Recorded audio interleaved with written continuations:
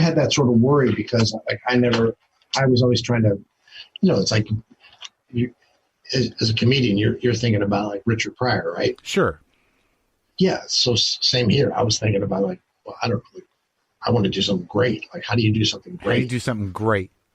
Yeah. I know it's not like, being real satisfied with yourself and, That's for sure. I talked to Crudup, but was there about this sort of thing? Was there a point where you're like the real answer to that is to challenging yourself and possibly doing something great is to do these character driven parts and not try to be like some sort of leading man all the time.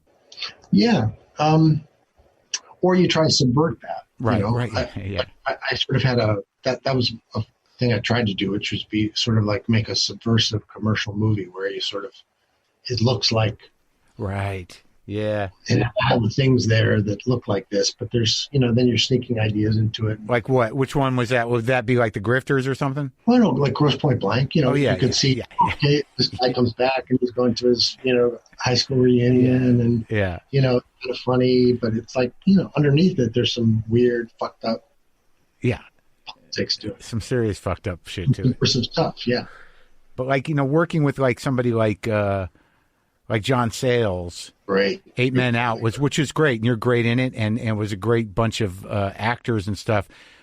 Like the difference in, I guess, in some of the directors you've worked with. I mean, he brings a lot to it. He's got a lot of conscience, and what do you learn from a guy like that over the course of like kind of educating yourself around how this is done? What did you bring out of that experience? Oh, man, you soak up everything you can. I mean, I'd seen Brother from Another Planet.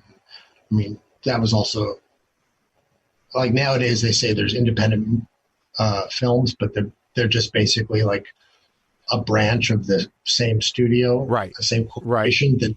That you're gonna do art films and do it for no money, and then everybody's gonna try to kill each other to get a Golden Globe.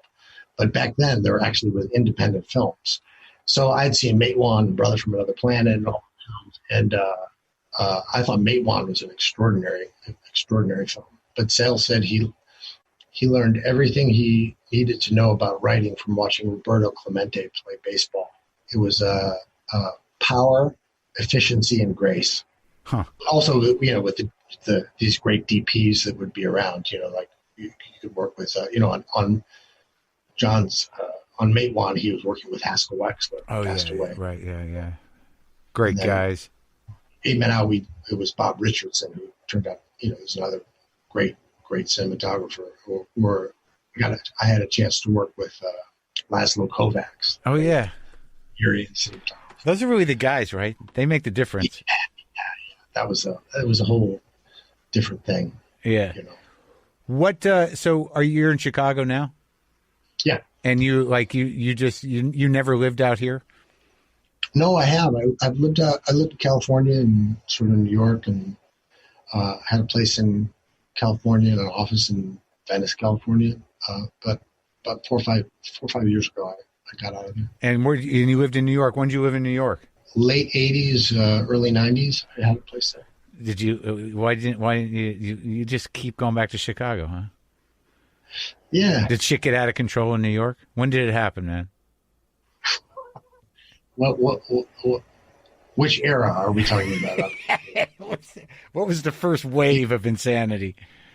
Do you remember JP's on 88th Street? No, it's too high. That was too far uptown from me. All right. That was it? Yeah. What was it, booze? Let's see. Back in the 80s? What wasn't there? Yeah. And now you you had to reel it in? Yeah. You got some time? Yeah, man. I know, right? Yeah, man. You feel better? Oh, yeah. How you feeling? It's weird, man. Like I actually had a drinking dream the other night. I'm 21 years in. And yeah. And I hadn't had one in a long time. It was very subtle. It was just sort of like I just decided to do it. And that's exactly how it fucking happens when it happens. Right? You wake up in a cold sweat? Yeah, you wake up like, oh, I fucked it up. Oh, thank God. I blew it. Yeah, I started to reel it in around, 28, 29, 30, because I was like, all right, what am I going to do here? Because am I going to be one of these like maintenance junkies and just sort of like, Yeah, live it. is that the road going down, or like, what road am I going to go down? Yeah. And then, yeah. The crossroads. And then the only place that was really dangerous for me, I was very lucky, but the only place that was dangerous for me was when I went back to Ireland. I was like, this would be a good place to get drunk for a month. Yeah, to hide and drink, and be completely supported in that decision. Well, you could always find. They always find friends in those bars, right? But you can always find it. Like, it's always struck me as weird about that, about people, about enablers of any kind. Like, when you have somebody who's clearly dying and can't control themselves, there's always those dudes who are sort of like, need a little more? I got some. Yeah, like, who the fuck are those guys? Yeah. Where do they come from? Yeah. I want to go to Ireland. You spent a lot of time in Ireland? I went back. What do you mean back? Is your family from there? Yeah, I'm Irish. No, both sides of my family are Irish. So you can get citizenship, which I probably should, dude. Depending on what happens the next month. No shit. Aren't you thinking about that shit? Yes. I can't take it, man. I mean, now we can barely go anywhere, but you can't. I love Ireland. I'm a Jew. Are you LA? Are you LA or you? I'm in LA, but I'm like, I don't know what it is with Ireland, man. I'm a Jew and I love Ireland. I go there and I'm like, I want to be here. It's all I think about right now because I don't know how this shit's going to go down, but it's not going to be good no matter how you slice it. And all I'm thinking about right now is like, I kind of want to be out of the country I want to vote and then get out for a month. Just because I don't know what the fuck I don't know how this is going to unfold. But then there's another part of me that's sort of like, maybe you should just stay and watch it from here. But I don't know. Yeah, I'm of two minds. The bastards are going to do what they're going to do, and we got to do what we got to do, and fuck them. But, right. And then you don't want to give them the satisfaction of running away. Yeah.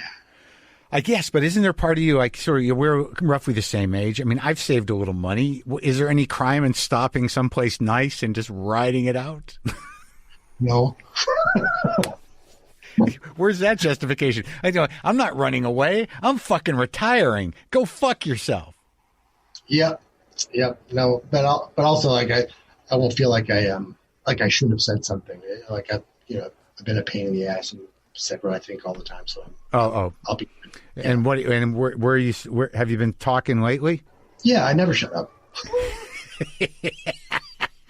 That's right. You've gotten into some trouble here and there.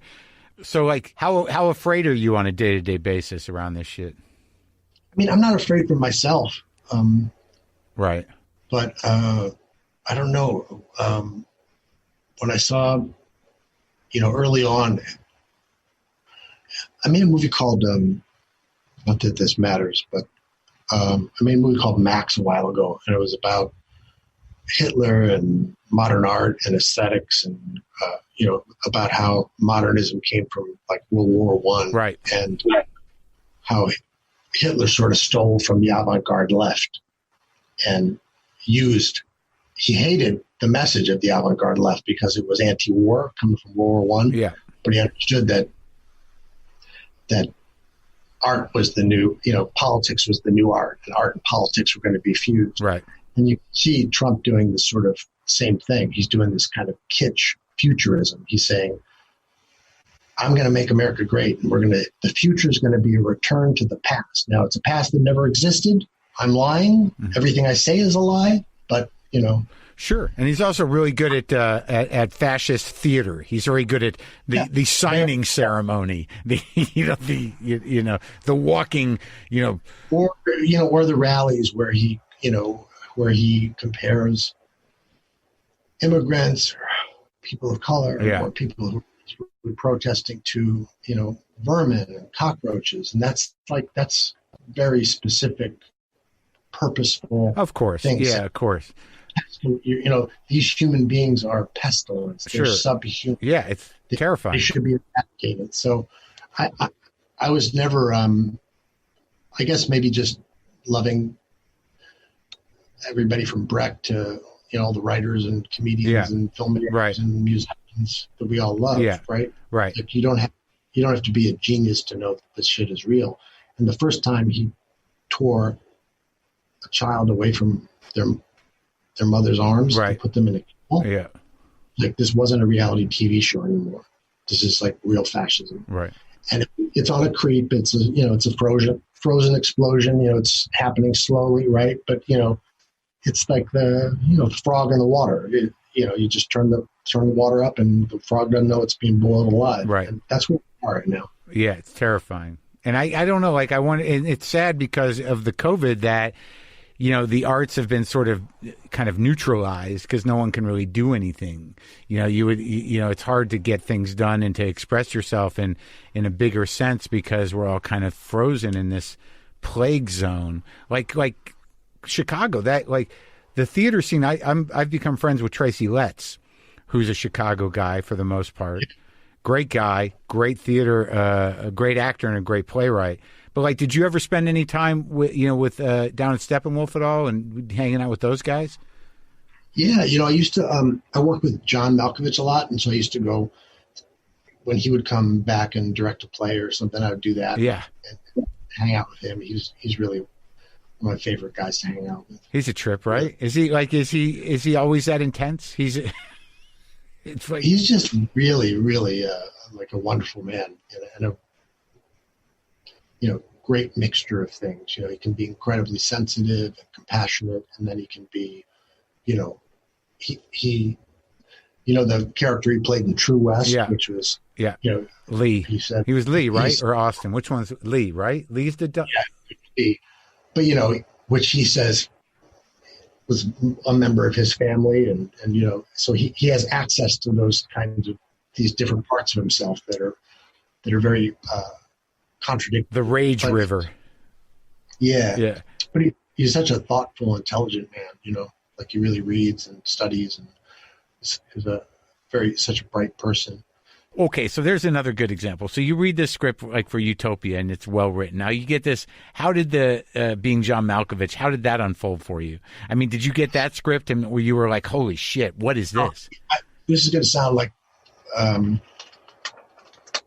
I hope I don't sound like an asshole on your podcast, because I think even talking about yourself is a weird thing to do in this climate. It just feels slightly obscene, but we've balanced it out with politics. You're okay. Go ahead. I know.